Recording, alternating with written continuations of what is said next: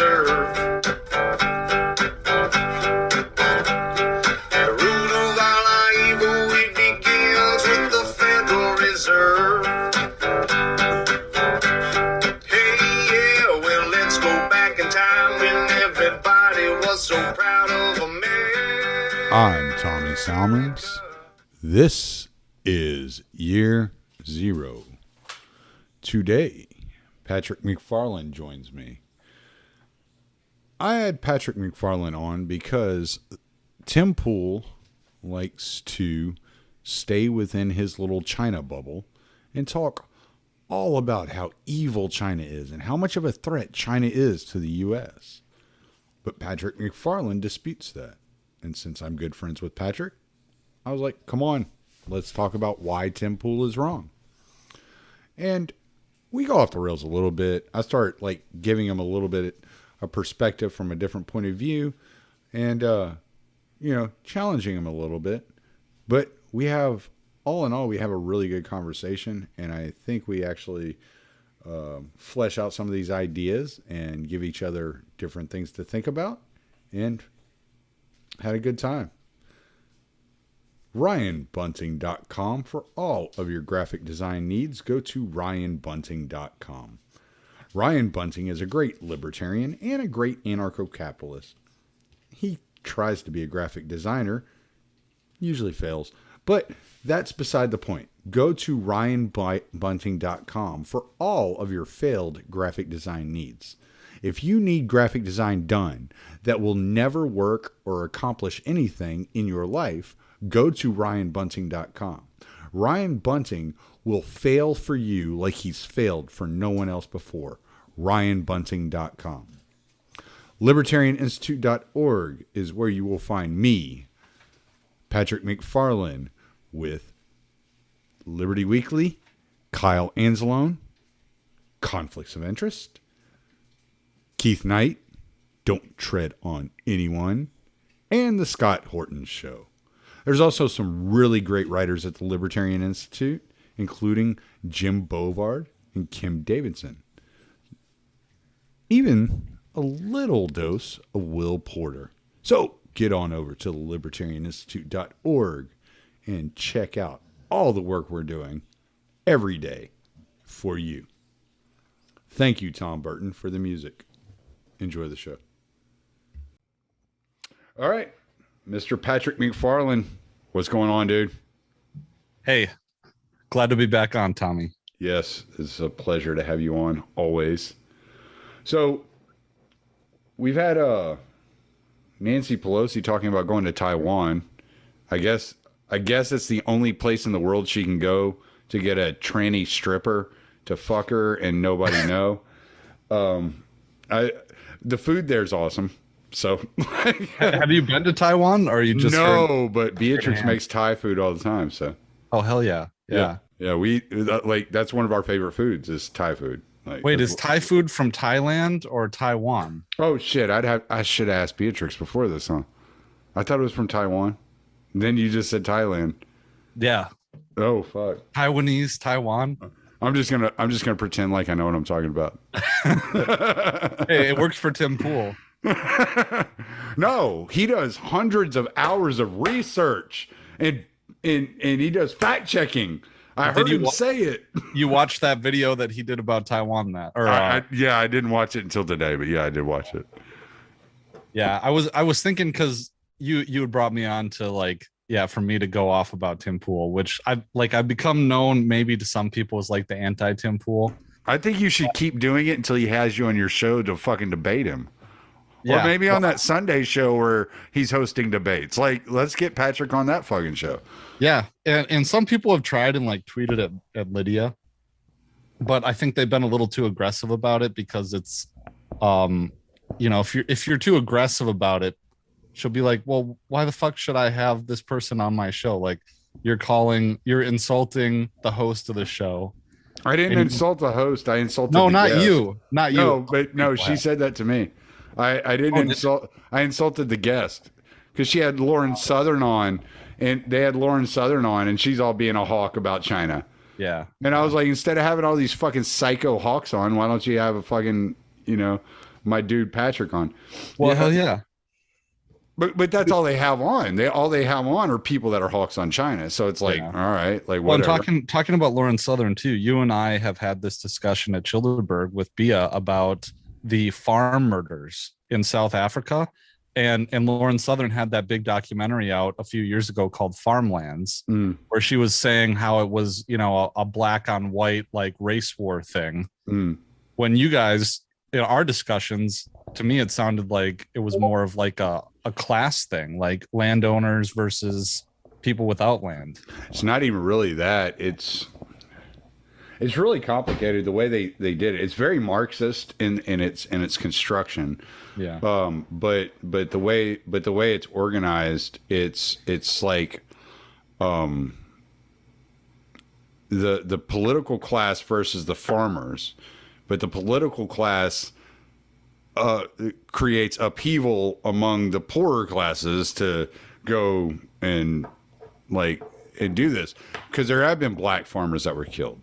Right. It's not that it was all farm, but I mean, it is a horrible thing too. So it's kind of it's a very hard subject to talk about, because you don't want to like discount the horrors that are going on. I mean, they're literally they're murdering people by like holding hot irons to their head and shit like that.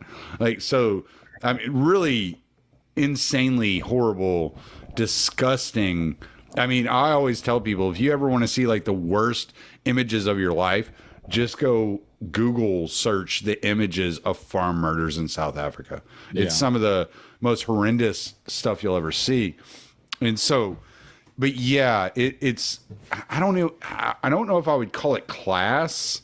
I don't know how to label it, because it's presented as racial, but it's not racial. And like a lot of the farmers have fled and left their lands, and they've started their own like little community called Oranje there in South Africa.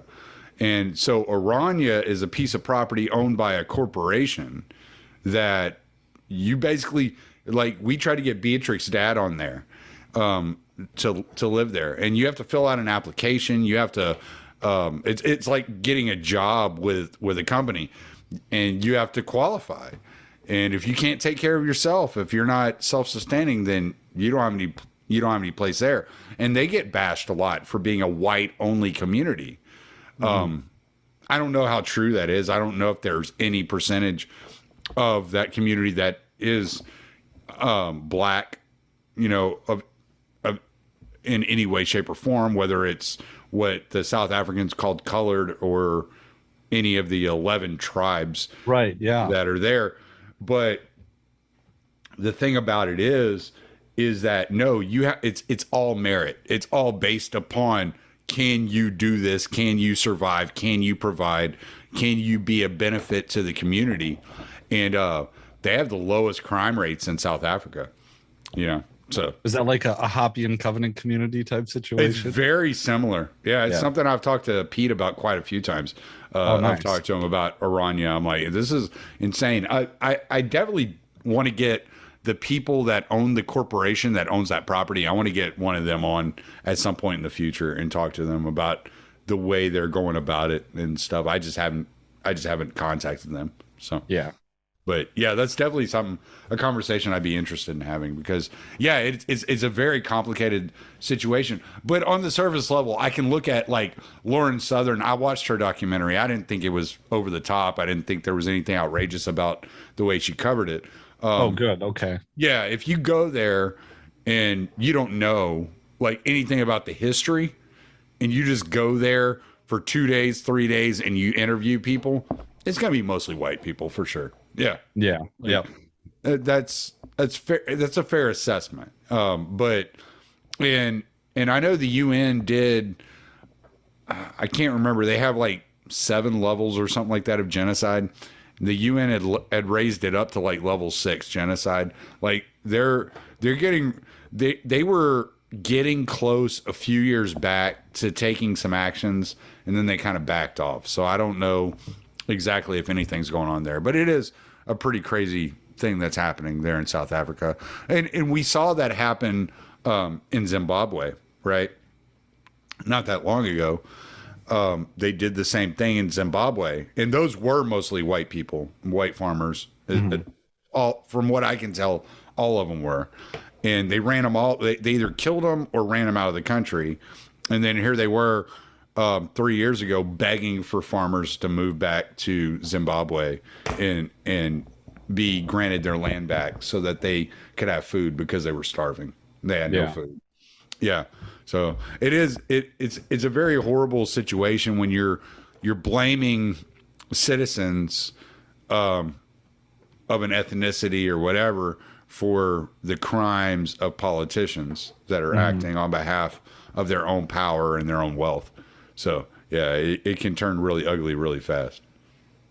I just remember the documentary coming out around 2016 or 2017, and like Stefan Molyneux was another figure who was talking about these farm murders a whole lot. And I got the impression that it was the purpose of their coverage was to cause more culture war tension in the United States, was the impression I got. And sure, I mean, maybe to them subjectively, like I can't read their minds or anything like that, but maybe they really did care about bringing attention to this issue. Right. But to me, it just, my propaganda little tickler hairs went off.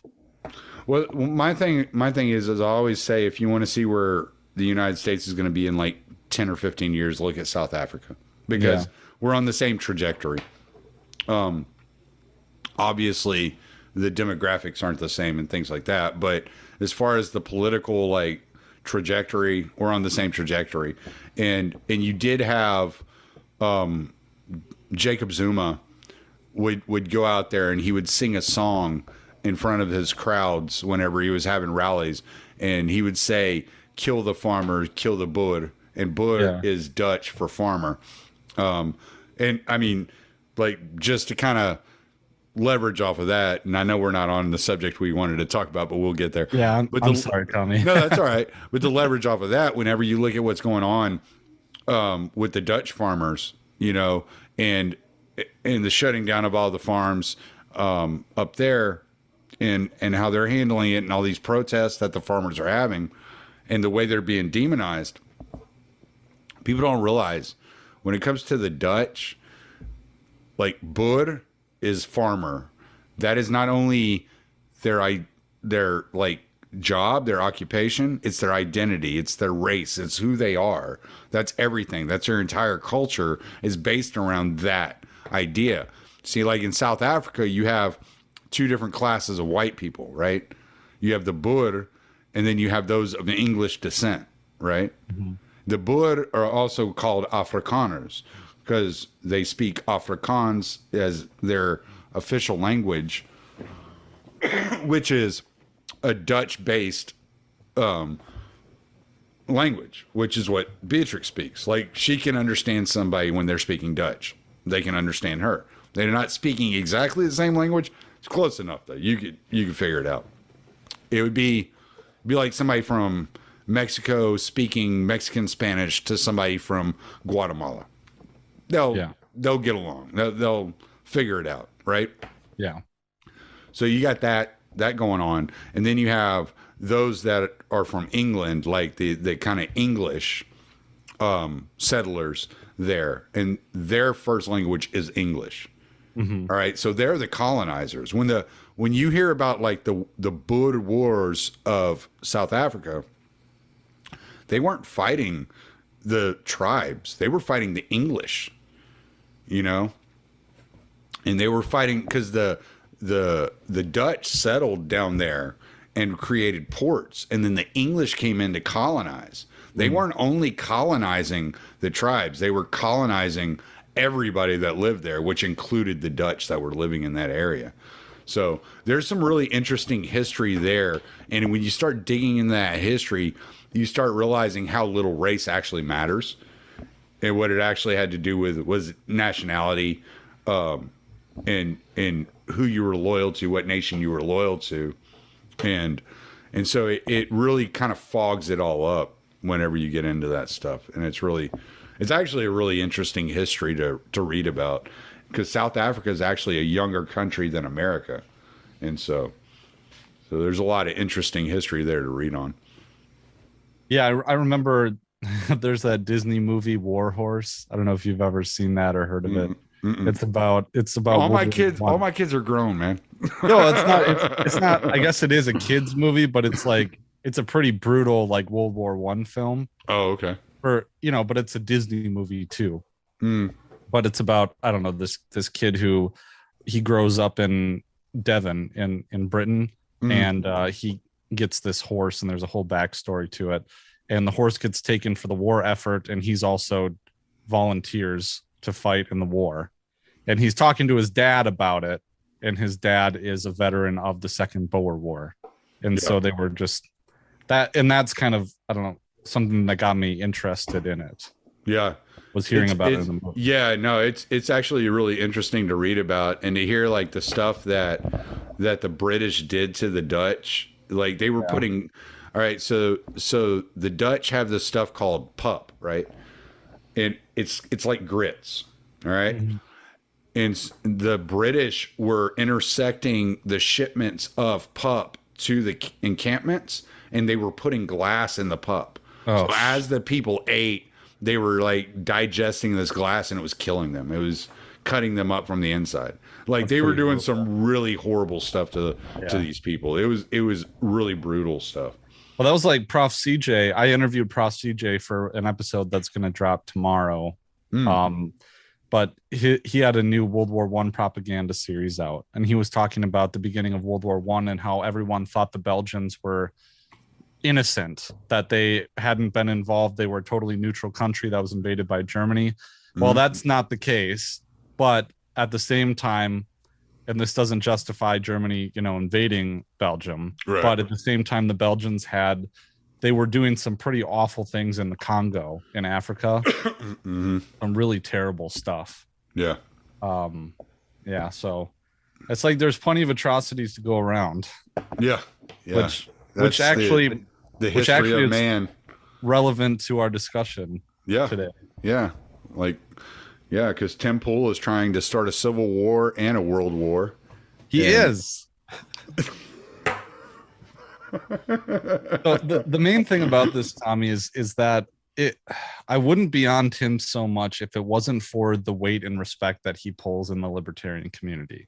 I mean, it was kind of in the beginning when I first kind of started criticizing Tim Pool, where I saw that there were a bunch of people in the Mises Caucus who were like putting his face on Mises Caucus branded memes. And I'm not one to criticize the Mises Caucus. I mean, I think I really like them and like what they do. I'm not a member, but I appreciate them. And of course, keeping in mind that we're individualists, and there's individuals that have certain views in the caucus that doesn't represent the caucus itself. But it's just an example. I would see things like that.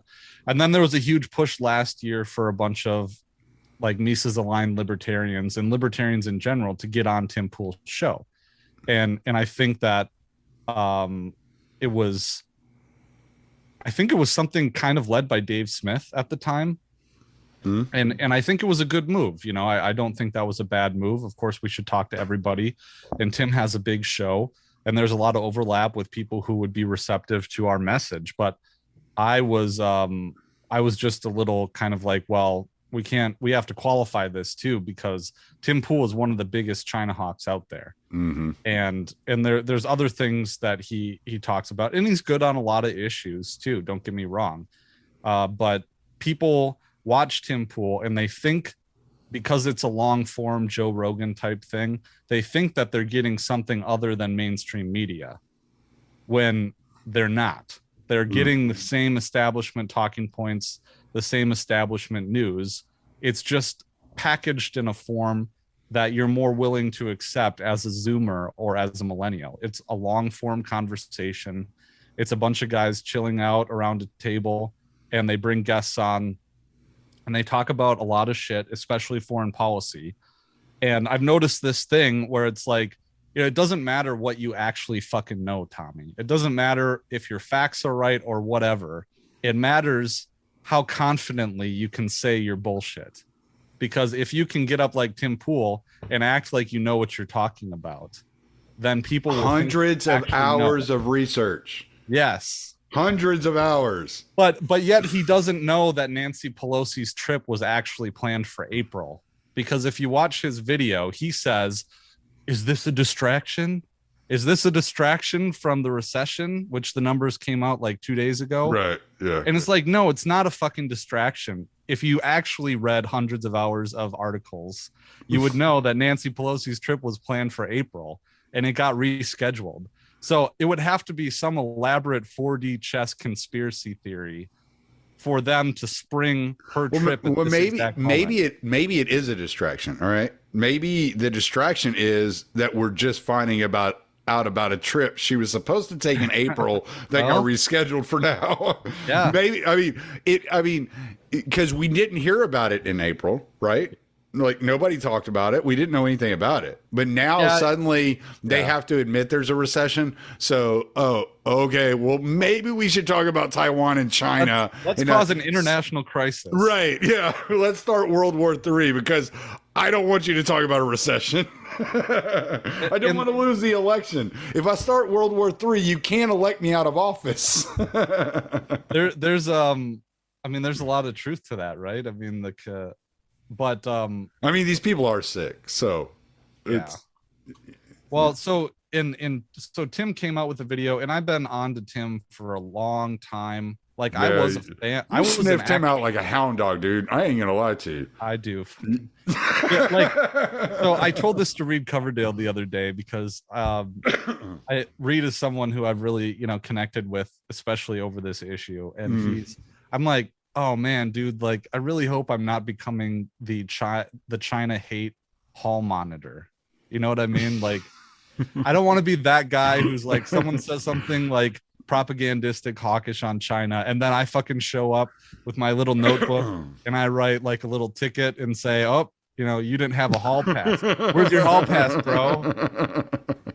I don't want to do that, but it's so bad and it's so important. Well, let's get into what Tim Pool is saying versus what the reality is, because you do a lot of work on China, and I know you do, and that's part of the reason I asked you to come on here. You and Dave DeCamp, I don't think I've seen anybody do more work on China than you two. Well, Dave turned me on to this, so I have to give credit where credit is due. If you go back in my archives, I spoke to Dave. I started getting onto the Tim Pool stuff, I guess, and then I started talking to Dave. And Dave is the one who really informed me about the entire context of this and why it's so important. Is that and this is what Tim, I think his biggest fault is he leaves out the broader context of this whole situation. And what Dave really alarmed me to is the fact that, in 2011, we had Obama do the Asia pivot. And at that point in time, it was really a signal of what the next couple decades of foreign policy is going to look like. We're moving on from the war on terror, although it didn't end for another few years, but we're beginning that transition from the war on terror to this great power competition idea. And so Obama declared the pivot in 2011. And of course, there's always been bubblings and rumblings about how a rising China, ever since the United States, Wall Street got involved with transitioning China into a market economy, and the reforms with Deng Xiaoping, with his administration, modernizing China and opening it up to more global trade and more liberal policies. Justin Raimondo has talked a lot about how China, in a lot of ways, is more capitalist than the United States and less regulated, which you wouldn't think is something that would be true, but there's a case to be made about it. But again, in the broader context is just this pivot to Asia, how it really accelerated under Trump, and Biden has really picked up right where Trump left off. And it involves increasing weapons sales to Taiwan, maximizing military activity in the South China Sea and the Taiwan Strait, training Taiwanese Marines, forming military alliances with the nations that border China, doing military drills with them, building bases and outposts in the Pacific, and really encircling China and diplomatically provoking them. And I wrote a whole piece about this, but provoking them diplomatically by getting closer ties with Taiwan. Okay, so let me ask you this, because I don't know the entire story. I know there was kind of the Maoist revolution in Taiwan, kind of kept one government, whereas China kind of adopted another. That's about my extent of knowledge on the history of China and Taiwan. When Taiwan claims to be autonomous, an autonomous country, but America does not recognize Taiwan as an autonomous country. They still recognize the one China policy that was put in place with Nixon. Am I correct? 1979. Whoever was, I think it was it Nixon at that time? Carter was 79. Was Carter? Yeah, that's right, Carter, because Carter shook things up in the Middle East. So yeah, it was 1979, because from 1949 to 1979, because 1949 is when Chiang Kai-shek took the nationalists, the Kuomintang, I believe their term was, and they fled from mainland China to Taiwan. And at the time, I believe they really took over Taiwan because there were people living there before they fled. The nationalists fled from China. Right. And so the U.S. officially recognized Taiwan as being an independent country from 49 until 79. Okay. So even when Nixon met with Mao, the U.S. was still recognizing Taiwan as a separate country from China. And it wasn't until Carter, which was was he the next president? I should know this better. I should too. We only talk about this shit all the time. I know, right? Nixon was from 69 to 74. And then so next would have been, was it Ford? I think Ford had like a year or 2 years because Nixon got impeached and kicked out of office. It was, Nixon and then Ford and then Carter. Then Carter. Yeah. Okay. So, well, what you really had, Tommy, was you had the United States kind of opening up trade with China. And once Nixon goes to China to normalize relations with China, in 79 was when this, my understanding, more got formalized. And as a part of that, they wanted to be friendlier with China because they wanted to turn China against Russia and kind of prevent or capitalize on it, because there was the Russians and the Russian and the Chinese had the Sino-Soviet split. And so I think that the United States really saw an opportunity there to normalize relations with China, to move it away from Russia. And part of that was conceding that Taiwan was a part of China. Okay. Well, and it opened up a lot of business too, a lot of cheap labor and a lot of cheap goods and services for the United States to import. Yeah. I mean, so there's incentive to make these deals. Like, I'm not saying there's not, but Taiwan ostensibly operates as its own country, correct? Yes, for the most part, but officially not. Because China has autonomous regions within it. Like I think there's, and I'm not an authority on this, I think there's autonomous regions and there's provinces of China. Okay. Yeah. Okay. So I think that Taiwan is an autonomous region, but yeah, on paper, it's part of China. Yeah, that's kind of what I'm getting at. It's like, this is all just this is just technicalities that we're talking here, really. It's just, who do you recognize to be the government of China, of Taiwan? And if you like basically tell China what they want to hear, then they leave Taiwan alone. You know, that's kind of the way it seems. Although China has always been kind of moving towards, they're saying China and Taiwan will be unified. It's going to happen. It's a matter of how and when, according to them. And that's one of the biggest problems with what Tim Pool says in that video. He says, in my opinion, the Taiwanese government in exile is the rightful government of China. I mean, I kind of get what he's saying. That was the original government, and it was a communist revolution that split off from that government that's controlling mainland China, and it's the original government that's controlling Taiwan. Right. I guess. I don't even think that government exists anymore, though. Oh, does it not? Nationalists? No, because Taiwan has really democratized and is becoming more left wing. Oh, okay. Yeah, see, I don't know. I was under the understanding that it was the same government.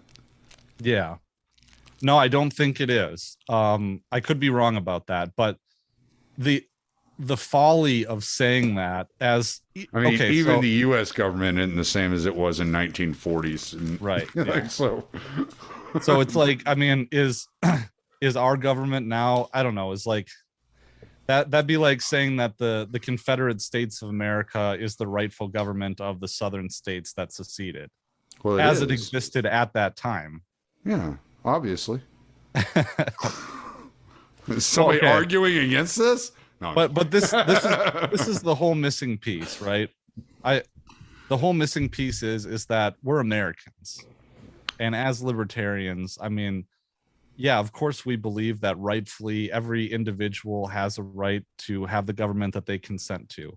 And if the Taiwanese people don't want to be part of China and they want to secede, in principle, yes, and I would support that. But we don't live in a vacuum. You know, we live in the real world. We don't live in Ancapistan in our heads, right?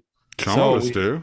We have to acknowledge the fact that we don't really have an opinion or a say about whether or not Taiwan is an independent nation.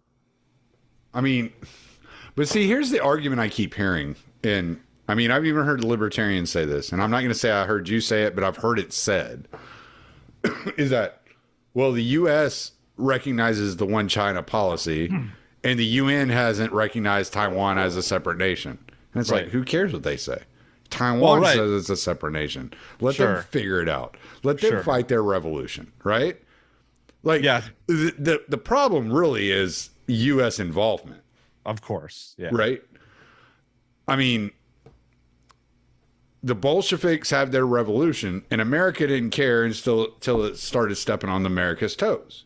Yeah. You see what I'm saying? And that's kind of the way I look at it. It's like, all right, like, what does it have to do with me? Well, if you're going to start a world war over this island where all the good-looking trannies live and the best food is, then I have a problem, you know? Yeah. So, well, it's, I mean, to the American empire, Taiwan is incredibly important. And that's really what the rub is. Why is that? Like, where does that come from? Well, first off, this is a surprise to no one, but the powers that shouldn't be, the U.S. establishment, doesn't give a fuck about Taiwan or the Taiwanese people or their struggle, just like they don't give a fuck about the Ukrainians or their struggle. This is about, who was it the last time? Was it Hong Kong? Yeah, Hong Kong. A couple of years ago. Thing. Yeah. That nobody gave a shit about? Well, you had regime change enthusiasts that gave a shit about it because there was NED money all over that. But libertarians, I mean, out of everything that I've ever done, my China stuff has gotten the most pushback and the most vitriolic pushback from people. Why do you think that is?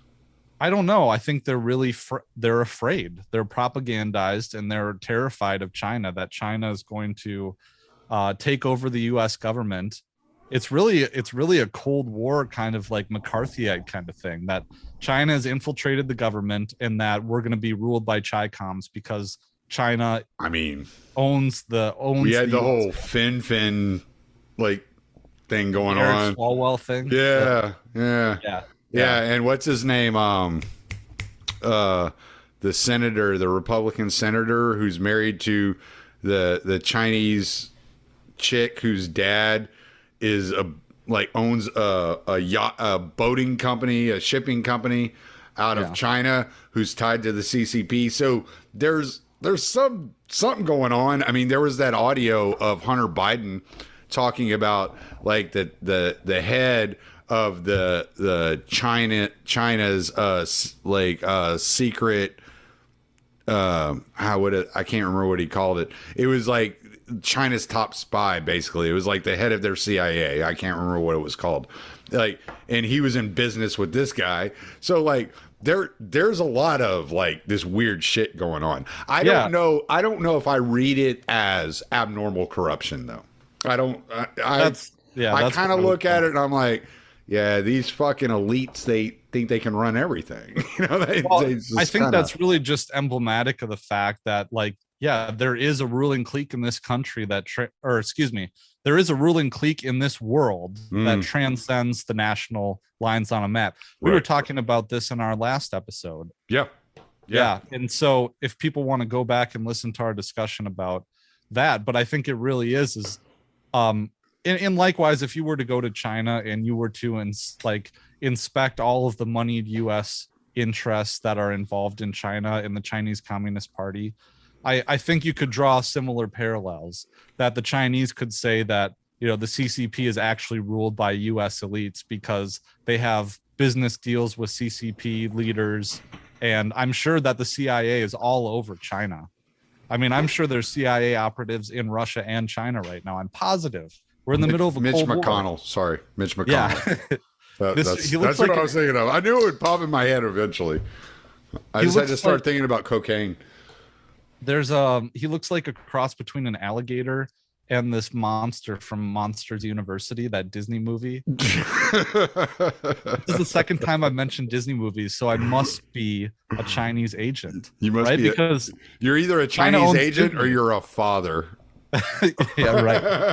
Well, doesn't China own Disney? Because Disney even thanked the Chinese for letting them film Mulan around those concentration camps. Oh, I don't know. I don't know if Disney is owned by China. I know that they own a lot of real estate on the West Coast. And I know that when it comes to like infrastructure in Africa, they're very involved in that. Yeah. They're a rising global power. I mean, yeah, no, it was something I think you and I talked about this a little bit last time we talked, was that whenever I was talking to Beatrix about like possibly moving here or me moving there. Right. Yeah. We're talking about all the things I could do. And she'd be like, no, you can't do that. It's run by China. You can't do that. It's run by China. And it was like, oh, okay. But then when her brother-in-law wanted to get a job in the oil field, he had to go to a Western country. He couldn't work in an Eastern country. And I was like, I wonder if they have some kind of deal worked out to where like you take care of the infrastructure. We take care of the, you know, these resources, and, you know, everything's hunky dory. No military intervention as long as this like stays. And I was just like, all right, that's kind of crazy. So. Well, yeah. And so I've gotten a lot of pushback from, but you know, that's to be expected. Well, and I'm intentionally pushing back a little bit just to kind of try to like get you. No, but you're a nice guy. Well, I'm trying to get you to dig into some of the subject a little bit, because I know people are giving you a hard time about it. I'm aware of it, and I don't disagree with you. I don't agree with you, but I don't disagree with you because I don't really care, and I don't know. I don't pay attention that much to China. I just thought this would be an interesting conversation to have and give you a chance to kind of like flush these things out. Yeah, no, and I think I mean, in terms of like, I'm not afraid that China is going to take over the world or have any real global influence beyond their near abroad. Unless they make me wear one of those stupid hats. Which hat? Those fucking really wide hats with the little pyramid at the top. Those ones. Yeah, and I think that's mostly, I mean, I wouldn't say I'm getting a lot of pushback, but it's the most pushback that I've gotten on any topic I've covered. Right. That's what I mean. What do you say? You think it's because it's fear, because these people have bought into the propaganda? What do you think it is about the propaganda that's so like easy for them to consume? I don't know what it is, dude. It's I think it's this. Part of it could be what. Well, they want to blame, like, I mean, we've been primed to hate China for decades. I mean, I've heard about cheap Chinese shit and stealing our jobs, and all this kind of stuff since I was a kid. That Primus song, everything's made in China. Yeah. Too many puppies is my favorite song. Too many puppies. Yeah. I don't know exactly what it is. I think we've just been primed for it on those ends. I mean, growing up in a red area and being a conservative myself, and plus everybody hates communism. Like, we hate communism, and that's one thing with libertarians that's like balancing on a knife's edge. It's like you try to walk this really fine line. Yes, I hate communism. Do I hate the state more than I hate communism? And there's a distinction there, right? Because communism in of itself is I lost my train of thought, sorry. No, that's all right. Yeah, one of my things is there is open dialogue that you can hear of Xi Jinping. I always have issues with his name. It's a fucking tongue twister, man. You gotta drop some forks down the stairs and give him a new name or something. But he says that economically that China will surpass the United States by 2025. And I mean, I think in a time like we're experiencing now, when there's a recession, we're seeing all this inflation. I mean, it's insane. You know, like I was reading something a couple of months ago, and they were saying the food prices were up 40%. I can vouch for that. I mean, because we do our shopping daily. Yeah. All right. And so if I buy the dog's treats, Beatrix and myself a 12-pack of beer, get us 2 limes, some ginger, and some pork to make a stir fry, I'm spending $70. Yeah. It's insane. Yeah. It's insane. All right. So I mean, I'm seeing this, and I'm affected by it daily because I go to the grocery store every day. Because Beatrix is not one of those people that believes in buying food for a week. She's like, nope, I don't know what I'm going to want until that day. I'll tell you, and you can go to the store for me. And so that's what we do. And so so I see it every day. I'm watching how these food prices are going up, where I was spending $30 or $40 like for a trip to the grocery store. Now I'm spending $70. Yeah. You know, it really has gone up a lot. So I think there's a lot of pressure on people right now with gas prices, food prices, the rate of inflation. China is bragging about the ability to surpass the United States economically over the next. And I think really economically, that's what people care about. I mean, I think militarily people care to an extent, like, oh yeah, my dad could kick your dad's ass, you know, okay. Yeah. But they're really concerned about how they're going to put food on the table, the amount of money they're able to put in savings and hold on to, if they can afford an emergency, if their child needs to go to the hospital, these types of things. That's really what people care about, like, honestly. Yeah, it is. These things are put right now, they're really pressured. There's a lot of pressure on that way of life. You got to have somebody to blame. You got to be mad at somebody, right? And that's kind of, I think China and Russia are these scapegoats, right? They didn't do it, but they're the scapegoat. And so I think that's a lot of what you see. And we've been living in a situation. I mean, I'm sure you know this as well as I do. I've heard Tucker Carlson talk about this, but the generation coming up now is the first generation ever in the history of the United States expected to do worse than their parents' generation. Well, I think it's American exceptionalism. You know, it's the idea that America has to be the number one country, that we deserve the best wages, that we deserve all those things because we're special. And well, I don't think it's American exceptionalism. I think it's an observation and an understanding, like you're witnessing a crash occurring around you. You know, imagine how the people in the Great Depression felt as it was coming down, like all that pressure coming down on you all at once, and you needing that release valve. Right. Yeah. They're looking, like I said, they're looking for a scapegoat. They're putting it on something.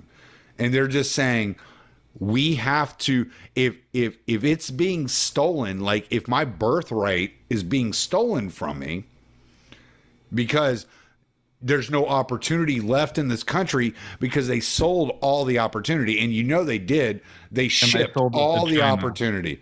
Yeah. Well, not only to China, they shipped it to third world countries all over the world. It wasn't just China, but China's just the biggest of them, right? Well, and there's a narrative that's encouraged by mouthpieces to lead people down that thought pathway. Right. But I can understand the frustration is all I'm saying is I kind of get it. I do too. Yeah. Yeah. Like I'm not mad at people for feeling this way. It's just like, how do we fight back against it? Because people don't understand why all opportunities have been sold out from underneath them. Like all the opportunities in America are gone before they were born, and now they're born and they're like, oh, okay, everything's downhill from here. That's great. Oh, yeah. I really love my life. Oh, it's gonna be shit. Okay. Like I kind of get their perspective as to there's no upward mobility as far as they can see it. And so you're taking the hope out from these people. Like the reason that people work and they work hard is out of ambition and the expectation that they could possibly reach something bigger, right? Mm-hmm. And you're taking that away from them. And so it's gone. And it's all gone because corporations have sold them out for cheap labor overseas, like wherever that may be. And that's a problem with depending on corporations. Like, honestly, if you ask me, you should have really stayed local as much as you could.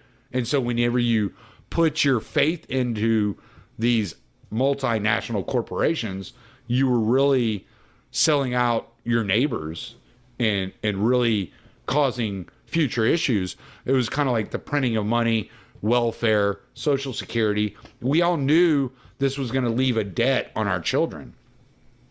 People kept voting for it, right? And so it's that mentality of immediate gratification versus delayed gratification. And now people are suffering the consequences of those that wanted immediate gratification, and they're looking for a scapegoat. They're looking for somebody to put the blame on. China and Russia happen to be what that is right now, right? Yeah. At least for some. Well, I think that's a great insight and something I don't think that I'm particularly good at understanding and commiserating. I grew up really poor, dude. I know what it means. Well, I wasn't saying, I didn't know how to say that. I mean, like, I'm not a blue collar person. I've never have been. My parents, right. I mean, my dad came from my parents both came from a blue collar background, but my mom, she was a professional and had an office job, and my dad was a landlord. Yeah, because he had gotten there himself. Well, this is the point, though, right? Yeah. Your parents were blue collar. They put you up in a situation where you could become white collar. Yeah. And now you have children, and you're raising these children, and the best they can do is become a plumber. Like, that would break your heart, right? Yeah, although plumbers do pretty well, don't they? Some of them do. John Hartman. Yeah. Yeah. Get a hold of John Hartman if you need a plumber. That's my dude. Well, I guess maybe that's me fighting against like this whole thing that like you have to go to college, because that's how I was raised. No, I agree with you on that. I agree with you on that. I mean, we have all of the world's knowledge at our fingertips on the internet. So like, yeah. I completely agree with you on that. What I'm saying is that it's this kind of like, you have to. All right, so the corporations were given personhood. All right. So they were given the rights that you and I are supposed to have. Yeah. To a corporation. Right. And these are multinational corporations. They don't operate within borders. They operate globally. They're not limited to the same limits that you and I are limited to. You see what I'm saying? Mm-hmm. If they can sell an iPhone here in the United States for $1,500 an iPhone and outsource the labor to Sri Lanka Right. at $695 a day to build an entire iPhone. Mm-hmm. So you're talking about $1,493.03 of profit per iPhone. You see what I'm saying? So when we look at that, we have to understand that part of the problem was kind of the Ayn Rand kind of vision of going into this corporate structure, that the blaming on China isn't China's fault. I would definitely say it's not China's fault. I'm saying it's the government's fault, the U.S. government's fault, for handing over the power of these multinational corporations to leave the country. And that's what Trump was trying to fight. I think that's what he was actually getting at with the tariff situation. I just think he was wrong on the way he approached it. Yeah. Right? But if you look back at the history of the United States, before there was personal income tax, before all this, the way that the U.S. government collected money was through tariffs. That was how it happened. Right. Yeah. Right? So, but you can't reverse 200 years of history just by implementing a tariff. Like, there's a lot of other stuff happening there, right? So when you start penalizing these corporations, they've got enough loopholes and they've gotten enough like leeway in the way that they operate that they just pass that penalty on to the consumer. All right. And so what people are experiencing is a situation where corporatism has failed completely. It just continues to enrich itself at the expense of everyone else, right? And so when they see these corporations going to China because China doesn't have a minimum wage and they allow this basic slave labor kind of situation. I said this a while back. If you live in a country regulating the costs and price and wages on a corporation, you can't compete with other countries. You can't. There's no way. With the amount of regulation that the United States puts into place against corporations, regulating them into like regulating competition out of business and regulating these corporations out of the country. We talk about when you raise taxes on the rich, you get like the rich fleeing a country. Well, what makes you think when you're basically, I mean, if you look at it, minimum wage is a tax on the corporation. All these regulations are taxes on the corporation. Then what do you think they're going to do? You think they're just going to take it forever? No, they're going to go somewhere where they can do it for less. If you were making $10 million a year and suddenly you lived in like Massachusetts and they told you your taxes were going to be your state tax was going to be 90% of your income, you'd move to Texas where there was no state income tax. You know what I'm saying? Like, it just makes sense. It's the way that people operate and incentives work. So when you start laying down these regulations and these minimum wages on these corporations, and they can go over to a country that has none of those regulations, none of those minimum wages, and just pay the cost of shipping the product back overseas, and it saves them millions of dollars a year, what do you think they're going to do? They're going to flee, right? So the U.S. government has regulated its own citizens out of business, and the citizens are blaming the country that is accepting the business. Yeah. And that's a shit place. Like, I mean, you and I are both really good friends with Kyle Matovic, right? Yeah. Yeah. I love that guy. Yeah. And he lives in Pittsburgh. Have you ever been to Pittsburgh? No. Dude, it's heartbreaking. When you drive in there, as a truck driver, I used to go there. And when you would drive in there, you'd be like, oh man, I bet this was like one of the most incredible cities during the Industrial Revolution. It's like everything was set Like Cincinnati's the same way. It's like everything was built, but then as you're driving through, you realize all these buildings are empty now. All of them.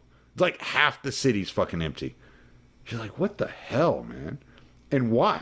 For what? Because of these progressive policies that have regulated these businesses out of our fucking country. You know? Yeah. And so when people look at this and say, well, they all went to China, so China is stealing our jobs.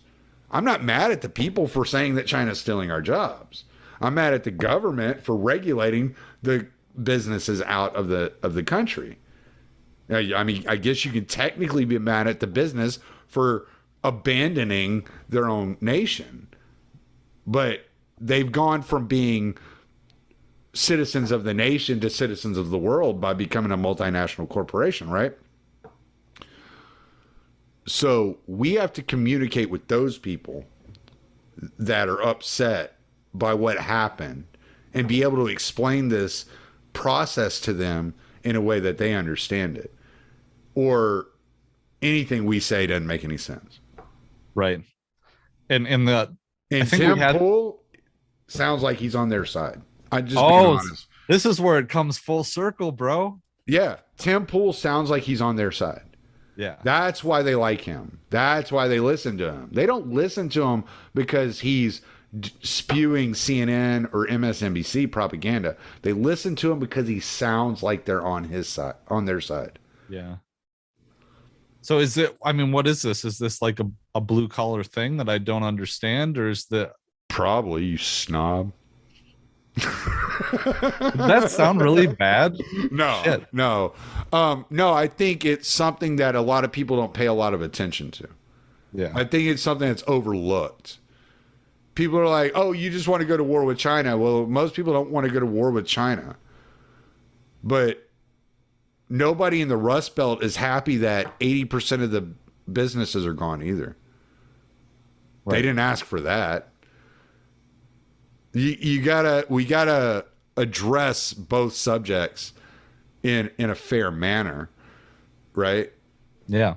And what I'm saying is, it's fair for you to say Tim Pool is wrong, because Tim Pool is wrong, and we'll get more into why Tim Pool is wrong. But I have to tell you why you were wrong first, which I didn't know it was going to turn into this. I'm sorry.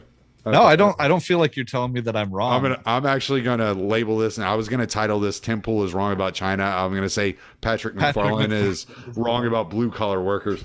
No,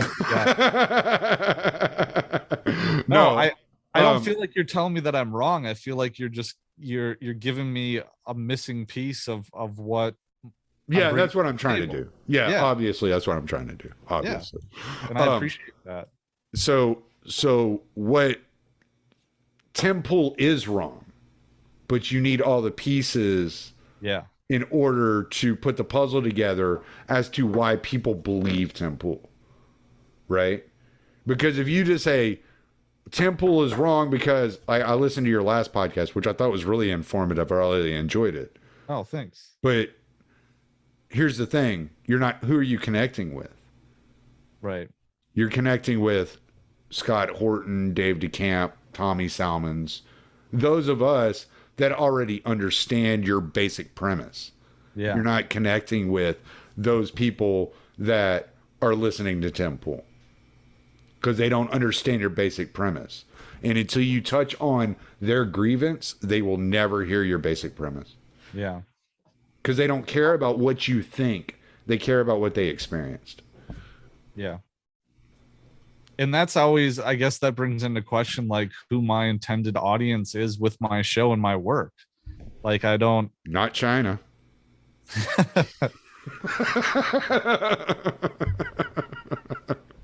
I might have one download from China.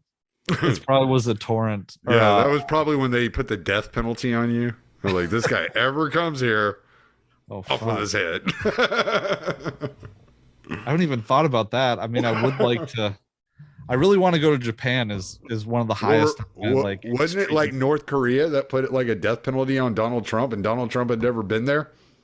You know, they can do these things in Asia. What's holding us back? I don't know. I got a helicopter out back just waiting to be put to use. Yeah. No, I don't know. I don't know what my intended audience is, I guess. Like I never thought of myself as speaking to people who don't agree with me already. Right. And see, that's what I think that's what makes me unique in bringing this subject up with you is because my intended audience is the people that don't listen to you. Yeah. Like my intended audience is the manager at the lumber store I work at. My intended audience is my wife's client that runs a landscaping company.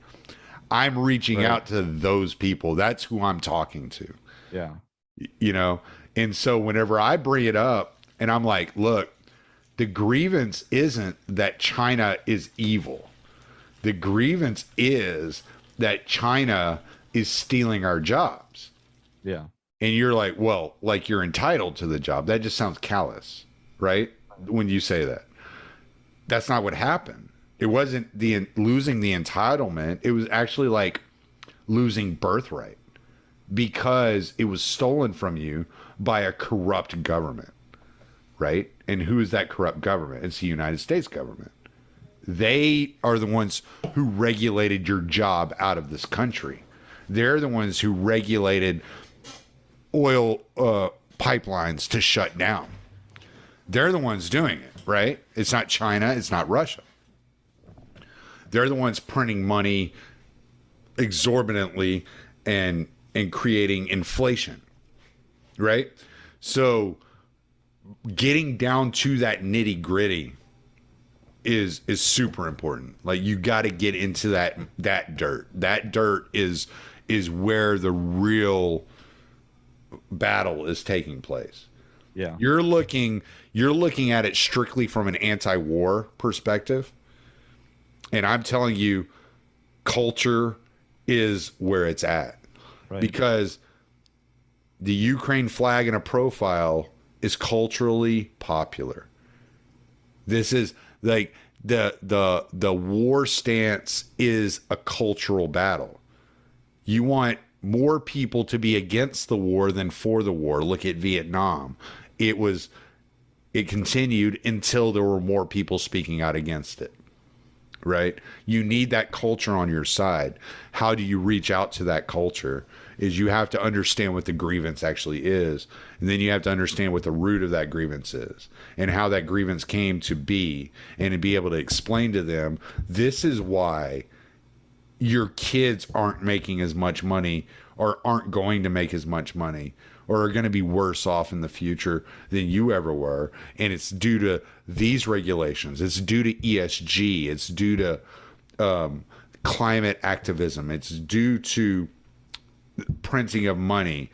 It's due to minimum wages. It's due to all these regulations that push those jobs into countries that don't regulate anything, and the people are just happy to make 25 cents an hour because they've never had anything in their life before.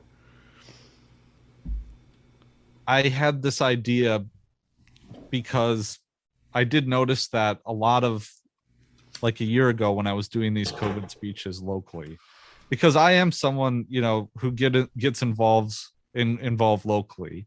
And at the time I was doing those speeches. But then when I started covering more foreign policy type stuff, I don't try to even give that message here in my hometown because it's full of people that aren't my intended audience and who because I make this show, I guess, at the end of the day for myself. I make the show that I want to hear because it's my show. And I've always done that. And that's what my show has always been for me. It's been my artistic project. And I don't make a show necessarily for other people. Yeah. And see, that's what I think that's different between me and you is because I always, when I started making my show, it wasn't for me. It was for my kids. And I wanted them to be able to understand where I was coming from. Like I think maybe one of them listens every once in a while. They don't listen regularly, but they can always go back. No matter what happens to me from now on, they can always go back and they can say, oh, wow, okay. This is what my dad was working on. This is what he was thinking. These are the struggles he was having. These are the conflicts he was running into between his ideology and his life. And, you know, that's what I talk about because I want my kids to understand who their dad was. I want to this is kind of like an audio diary for them. Yeah. Other people listening, that's just a benefit. And I appreciate all my listeners. And I love talking to them and having conversations with them about it. But really, the ultimate ideal was to record something for my kids to talk about the subjects I enjoyed talking about so they knew something about me that they didn't know previously. Yeah. And I've had that intention too at times. You know, it was always an audio diary for myself. But as I had kids, you know, because I had kids halfway through this project, it changed in a little ways, but it's always nice to have that available, you know, especially if you think something happens to you and you die or something, that your kids can kind of get to know you through some of your work that you've done. I think about that a lot, but it is, and it's kind of, this is a really important thing that you've brought to my attention. I mean, I didn't really realize it or think about it from that perspective before, but my show is for me, and that is limiting, or it's for me or people like me, and those people exist, and there's a couple to the show, you know. You're a little rare, but oh, dude, I got you like thinking about all kinds of. We were supposed to be bashing Tim Pool this whole time. It turned into this like deep philosophical conversation. Well, this is a lot more valuable, you know. It's like this kind of gets into the whole post-libertarian divide too, because if this is the insight that's coming more from your perspective or their perspective, because I know you kind of have your feet in both ends, it seems like, which I think is great, you know, and correct me if I'm wrong, and there's nothing wrong. No, you're fine. I just don't call myself a post-libertarian. But you talk to them a lot. Oh yeah, like I'm very good friends with them. Like I talk with them all of them every day. Yeah. Just, like Pete and I talk daily, Mark and I talk almost daily. Like I talk to all these guys almost every day. Yeah. Well, and I think that's awesome because I think that they should be a part of what we're doing still. There's no split. Like they have different ideas and they bring some valuable insights to the table. And I don't agree with it all the time, but this is a valuable insight that I think is coming from that direction. I don't know if it's coming from that direction. It's just I'm just being honest. Like I'm looking at like what the grievance is, and I'm just saying like, yeah, obviously Tim Pool is wrong on the way he approaches it.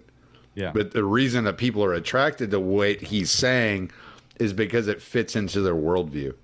Well, this is the whole stop living in Ancapistan in your head thing, right? Because I'm here thinking about being the purest anti-war libertarian, and my message is not tailored towards the masses of people who may be receptive to this message that I'm not trying to reach out to.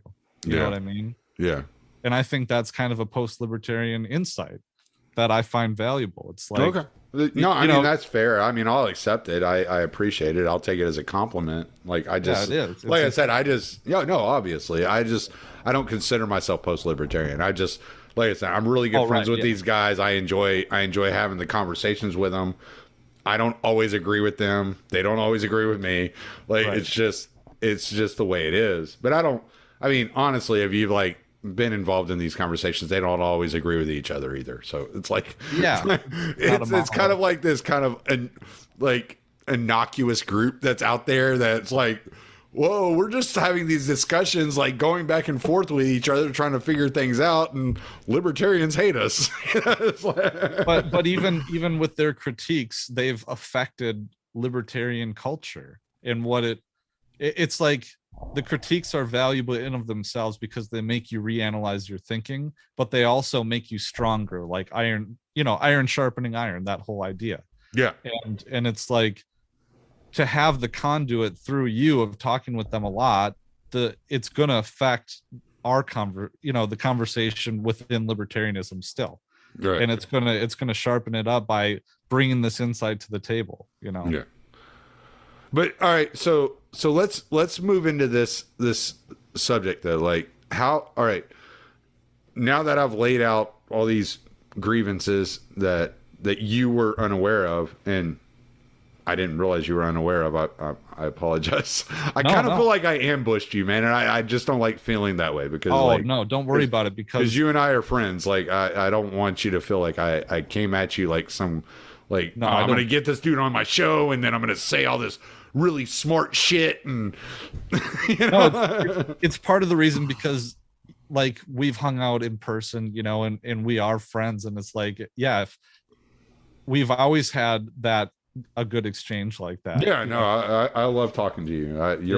You're one of my really good friends. Yeah, like, I really trust you, and you're one of my best friends. Yeah, for sure. Yeah.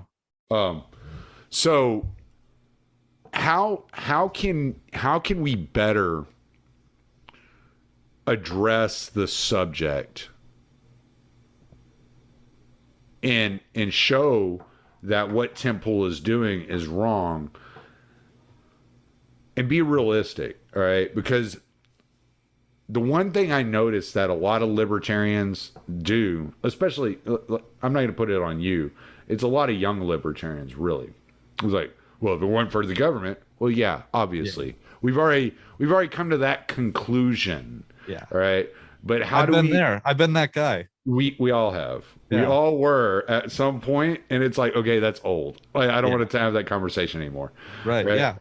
So how do we utilize the reality of the situation, Tim Pool's line of reason, which actually makes sense to those people, and take that information and use it for the benefit of an anti-war stance? That's really where we're at. And that's the hard part, is configuring that. Yeah. It's not an easy sell, because it's not easy to explain, and it's not catchy, and it's not simple. And if maybe we can make it simple without watering down the ultimate point, sloganeering. Nothing is more simple than Tim Pool's his I love American force being shown, but I hate war. Like that is I was like, what? Dude. So bad. It is, dude. Yeah. Another thing occurred to me with this, I guess, trying to communicate too. It's the reason why my show is made for me, right? Is because that's all who I am. I hope that makes sense. It's like, yeah, you're laying yourself out there. I can't be anyone but me. Right. You're really being vulnerable. You're putting yourself out there for the audience. Yeah. I couldn't be anyone else, because it wouldn't make sense. Right. I think that's obvious. Like when people talk to you, I think that's why you have so many people's respect, is because nobody thinks that you're a grifter or that you're doing anything like in any way that is immoral or unethical. You're honestly, you dig deep into these subjects from a very intellectual point of view. You really do. And I mean, obviously I've talked to, all kinds of guys that do that. And I try to make these subjects a little bit more accessible, because these are difficult things. Some of these things are difficult. There's a lot of history. There's a lot of things that go into this stuff. It's not black and white and right on the surface. And it's like, but we live in a world where people are so busy and things are so complicated and difficult, especially on blue collar people. Yeah. Who are probably the people that need to hear the message the most, right? That I really try, and I kind of take pride in my ability to introduce these lines of reasoning, these subjects, into a more normie world, because of the way I talk about them and the way I address them and I joke around and have a good time and just have a conversation and just like get into it, you know? So yeah, it's something I really enjoy doing. Because I was on a show last night and it was Courtney Turner's podcast with Jason from 2-Bit Podcast, right? And so they had, I guess they had never talked to each other. I had interviewed Courtney Turner once before. I met Courtney Turner through Kyle. Or so I talked to her twice before. I'm sorry. And I'm sitting there and I was as quiet as I've ever been during a podcast. I was sitting there like this the entire time. Like, and I'm listening to these two people and they're talking and I'm watching basically talking past each other. And every once in a while I would be like, okay, so I think the best way to say this would be blah, blah, blah, blah, blah. And then the other person would be like, oh, okay, I understand that. And it was just, I felt like an interpreter. Like, and that's kind of what I feel like sometimes between like the normie world and the libertarian world is like, I'm this like interpreter that's sitting here going, okay, I get what you're saying. I understand you, Patrick, but Bob over here has no fucking clue what the hell you're talking about. He's never read Robert Higgs. He has no idea who Ludwig von Mises is. Like, what you're saying makes no sense to Bob. How do we make it make sense to Bob? And that's kind of like the role I feel like I play. Yeah. Yeah, and that's a valuable role. I mean, I think, I guess where I was going with this thing of like, I can't be anyone other than who I am. That means we need other communicators who understand me but can transcode to that other group and can express that message. Right. And I think, I mean, one of the names that comes to mind for me aside from you is Reed Coverdale. Yeah. You know. He stole my shtick, but that's have you met Reed? Yeah. Oh, not in person, but I know Reed. Oh, okay. I met Reed in Vegas. We talk all the time because we're both truck drivers, Larry. So yeah, we talk all the time. I love Reed. Reed's awesome. Like, but to have communiators, me saying guys, he stole my shtick is a joke. Like, I love Reed. Yeah, I'm happy for his success. Yeah, I really am. I was just texting with him earlier today. So yeah. So it was cool, you know, to meet people in person. It adds like just a whole different element to this, you know, a whole different level to the community and having these conversations, you know. Yeah. No, yeah. I just there's so much that I see going on around me all the time where people are literally talking a different language. They're speaking English, but they're talking a different language. Yeah. And I'm just like, wait, I know what he's saying, and I know what you're saying. And both of y'all are saying very similar things in very different ways and arguing to the death. You know? And it's like, this makes no sense to me whatsoever. So, and then it's like translating that whole point about the pivot to Asia and the change between administrations and the declared renewed great power competition, that whole stuff. How is all the bases in the Pacific, everything I was talking about earlier in this episode, how does that get out to other people? You know, how does that message get translated into something that makes sense to people? Ultimately want to hear how it affects them. Yeah. Like, you ever done sales? Yeah. All right. Always be closing, right? Yeah. Yeah. Keep it simple, stupid. You know? And when you're talking to somebody, what do you want to do? You want to make it like, how does that affect me? Right. Like, that's all they want. That's all they care about is, how does this affect me? So the biggest broadcasters out there are the best at it. Like Glenn Beck, he makes it sound personal. Tim Pool. Oh, I should watch Glenn Beck. Tim, yeah, I love watching Glenn Beck, honestly. Like that wasn't a joke. Yeah, no, I honestly like watching Glenn Beck. I find that he is, because he was an entertainer before he was a broadcaster, right? Yeah. So he was a goofy morning show radio host before he got into politics. So what he did is he introduced the goofy morning radio show into politics. And so when he's delivering these messages, he's doing it as a radio broadcaster and not as a news guy.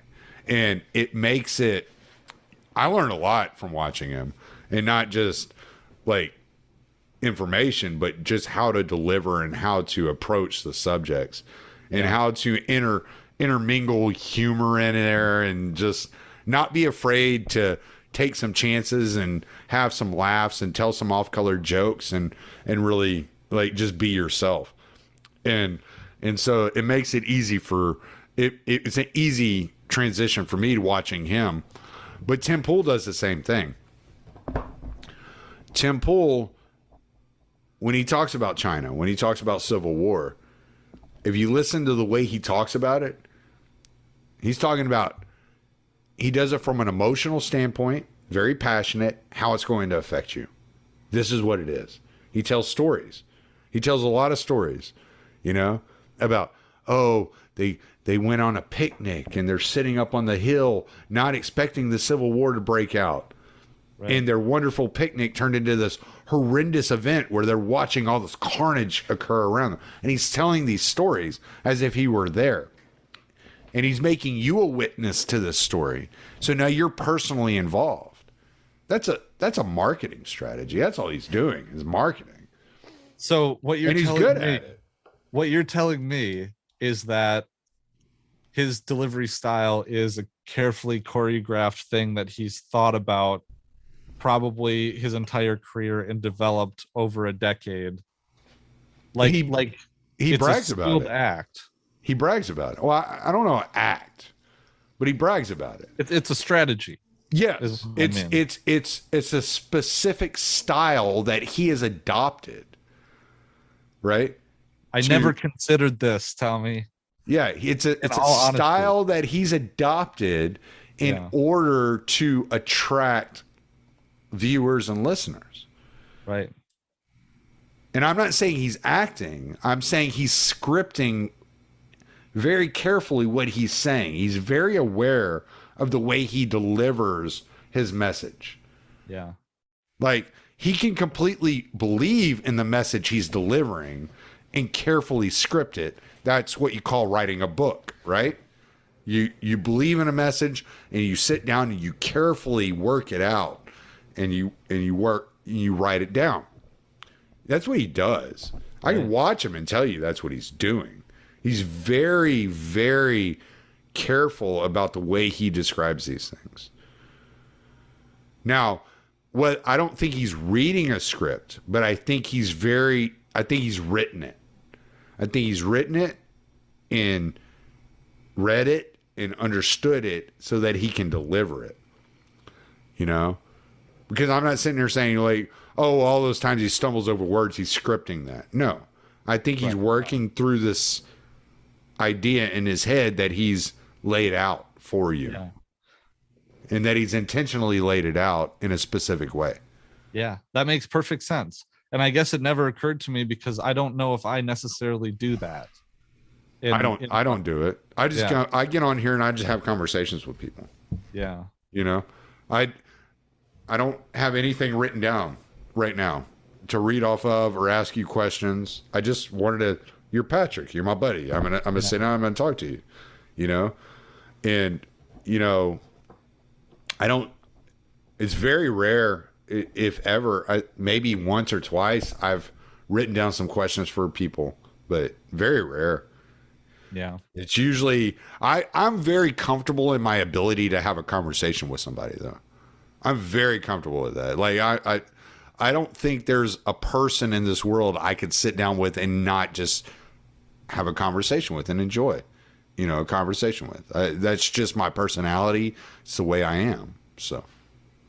I feel like I'm the same way. It's a skill but if I think about my work as an attorney, I can think about conversations with strategy to them.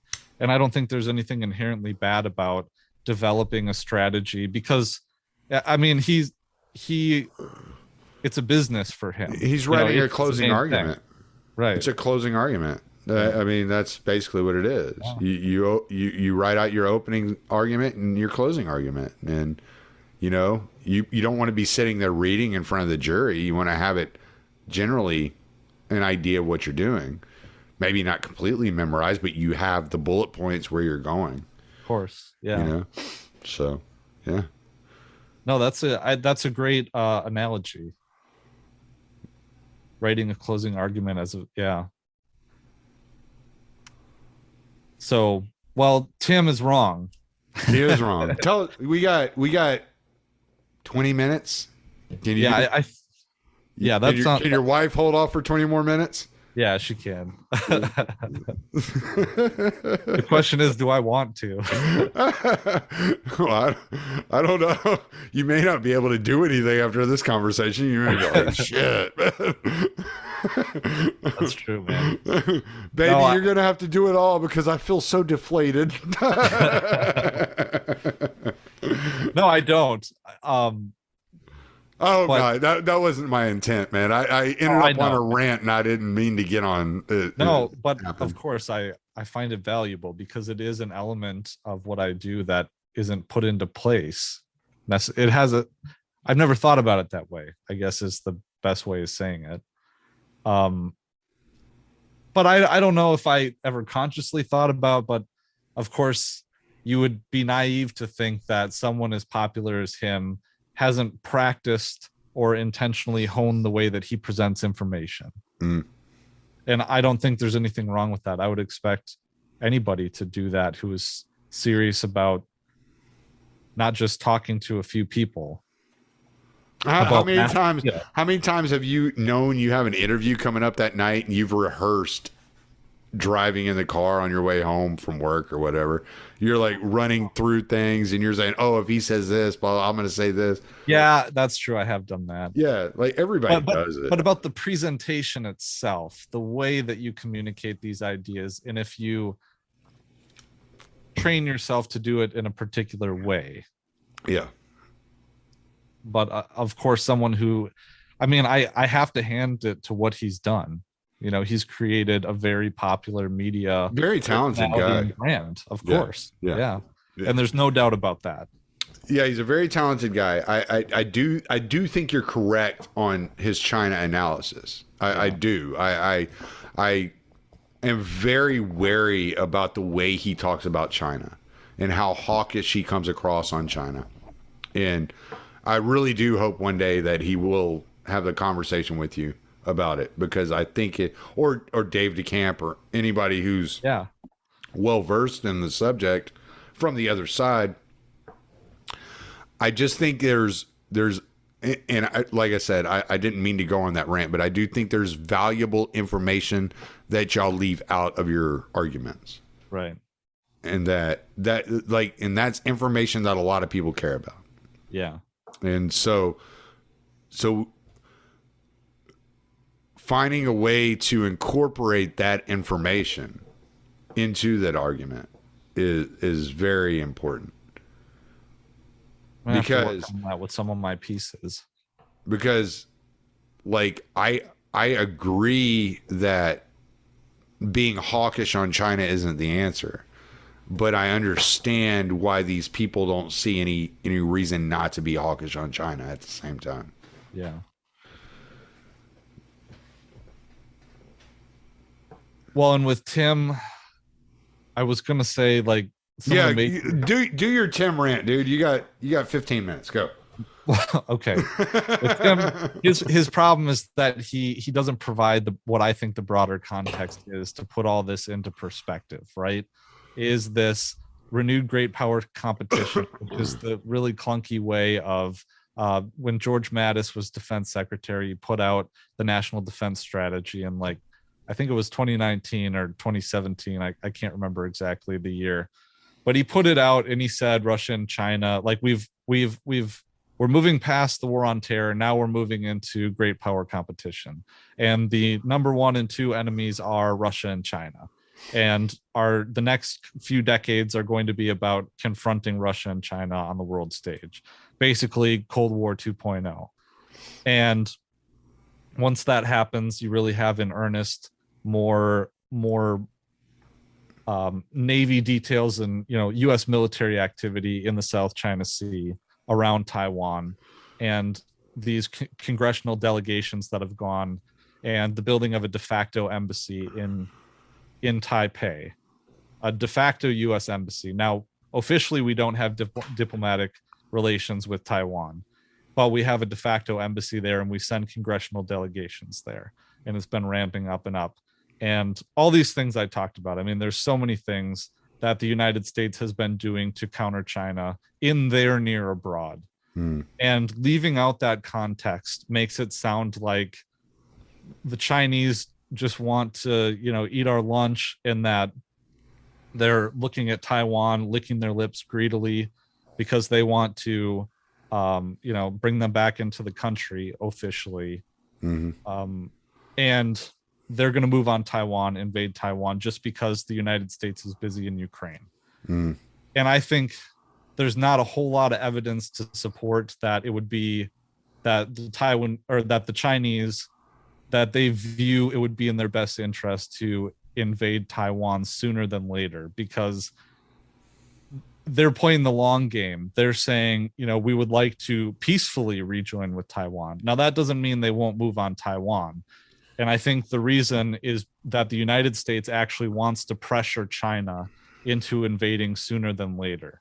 Because if they see China as a rising power, they're only going to get stronger and stronger and have more influence in the next 10 years. So for the U.S., it'd be in our interest to provoke an invasion or to provoke an issue over Taiwan. And to leave out all that context, I think just it makes people think that we're innocent in the situation, right? And that China's just being a bully, and yeah, and that's all there is to it. There's no other narrative behind there. And I know you're not pro China, and no. And so I don't. When I hear you talk, I don't ever take it that way. I do want to ask you one last thing before we get off here. Yeah. All right. So when the World Economic Forum had their meeting this year in Davos, I, being the conspiracy nut of the Libertarian Institute, wanted to read what they were talking about. Yeah. And one of the things that they made a comment about in their, so they released like a pre, kind of like a guideline, an outline of what this year's Davos World Economic Forum is going to be about. And when they released it, I was reading through it, and one of the paragraphs stuck out to me. And they said, the complication of transforming back into a multipolar world. And I was like, wait, what is happening behind the scenes that we don't know about as citizens? Mm-hmm. They're no longer calling it a unipolar world, an American hegemon. They're talking about the world transforming into a multipolar world. What do you think? What do you think about that? Do you think that we're in a, because when you look at all the sanctions that the U.S. put on Russia after the invasion of Ukraine, which was a continuation of an 8-year war. It wasn't a new war. Just to inform you people, don't let them lie to you. Do you think that as the ruble, or is it ruble or ruple, whatever, the Russian currency gained in value, the dollar declined in value? Do you think that we're looking at a situation where we're going to end up with like 3 superpowers again, the China, Russia, America kind of triangle of superpowers? I think it's possible. Now, whether I can't say that that's the intent, or anything like that. I don't know, but I think that it's a real concern of the United States that they're losing control of the so-called rules-based international order. So I think the New World Order. yeah. Well, Now they just say it's our liberal world order Yeah. is being destroyed. Right. Like it was a conspiracy theory yesterday, but today it's okay. We can talk about it now. Right. Yeah. Well, I mean, whether I can say that's an actual thing that's being decided and moved toward, like it's pre-decided that we're going to have 3 superpowers. I think that's the way maybe Russia and China would see it, that they want a more. Why would the World Economic Forum be seeing it that way though? Because they're very much more a Western kind of organization. I don't know. It's all speculation. I mean, obviously, right. But well, I haven't really studied the World Economic Forum very much to really say definitively what their stance is on, unipolar world versus a multipolar world. I'm not sure what their standing is. well, it's a corporate body. They don't care as long as they control the money, right? Isn't that what Baron de Rothschild said? I mean, I don't care who controls the laws as long as I control the money. Money, yeah. I mean, as far as that goes, I don't really know. I just didn't know if you had any opinion on that. I found it interesting because that's a drastic shift, for Western mimetic to go from a unipolar world to a multipolar world. And if it reminds me of 1984. I think we talked about that. Well, my thing is, if they're saying it in front of world leaders, right? Right. That's who they're talking to. Well, maybe they're talking to me. They're talking to world leaders. Well, they could be making an observation of the current state of affairs. I think that you could. Wouldn't that be acknowledging that Russia already won? No, isn't that like in a way? Yeah. But they were criticizing Russia in the entire Davos affair, so that's weird. They had Zelensky talk there. Yeah.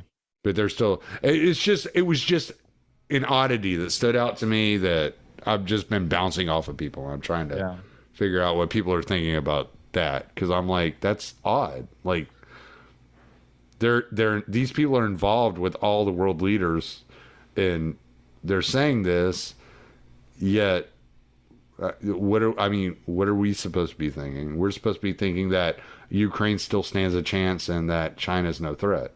Right. So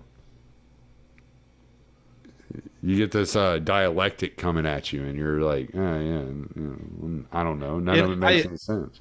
And over the question of whether or not I do think China is a threat, China is a threat. I mean, China is a threat to the U.S. global empire, but it's not a threat to Americans militarily in terms of militarily. I agree with you. The one thing I do have an issue with China is like Bill Gates and BlackRock is they come in and they've bought so much land. That bothers me, because I'm like, why? Like, why do you need land here?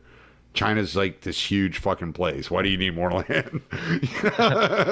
China actually, I just did an interview with Joseph Solis Mullen, and I think he took a look at this and was saying how little prime agricultural land in China exists. Because I think he was saying by square mileage, they have the same amount of agricultural land as Saudi Arabia. I'm gonna quote John McCain: "Starve you gooks." No, I'm just playing. That was from that Justin Raimondo column. Was that? I saw that. The John McCain statement that I just saw that Justin Raimondo at some point had written about that and why they hate China. Oh, really? Yeah. Well, all right, man. Well, plug away, dude. I'm gonna let you go. You got 5 minutes. I got 5 minutes, dude. Okay. Yeah. Well, I've done some other work on Tim Pool, and I have like some other criticisms of him that I would make. But I think that I appreciate, your insight from this episode. I think it was really important. And I'm going to think about it for a while. But so Patrick MacFarlane, I'm the Justin Raimondo Fellow at the Libertarian Institute. I've been covering a lot of foreign policy, specializing lately on China, writing columns. I try to do it once a week. But you can find my work at libertyweekly.net or my membership website, which is libertyweekly.club. So those are new URLs. That's cool, man. Awesome. Well, the second one is. Yeah. No, I haven't heard the .club, so I want to make sure I put all that in the show links. And yeah, we'll do this again, and we'll follow up on all this. Yeah, sounds great. Give you time. We'll give you time to think about it, and like we'll talk about like what you've come up with, and maybe you can write something on it and how to address it, and then we'll talk about the article or something, because you write every week, so yeah, I try to. Yeah, well, I'm gonna be writing a lot more here pretty soon because I'm gonna be dealing with dental surgeries, so oh shit, I won't be recording near as much for a while. Yeah, it's not urgent, it's not happening right now, but it will be happening in the future. Yeah, well, keep me in the loop on that. You won't get to hear my voice for a while, but because it's going to take a bit to do. Boogie fucking almost killed me a while back, and like I got all kinds of grafting and dental shit I got to get done because I caught that big ass head in my fucking mouth. So, oh right, didn't he hit you? Oh shit. Yeah, split my gums open. I have this big gaping wound still in my face from like 6 months ago. And oh damn, dude. Yeah, it's not like an open wound, but it's pretty it's pretty nasty.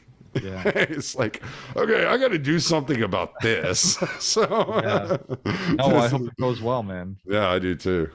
So it's gonna be expensive as hell though. But all right, well, let's shut this recording down.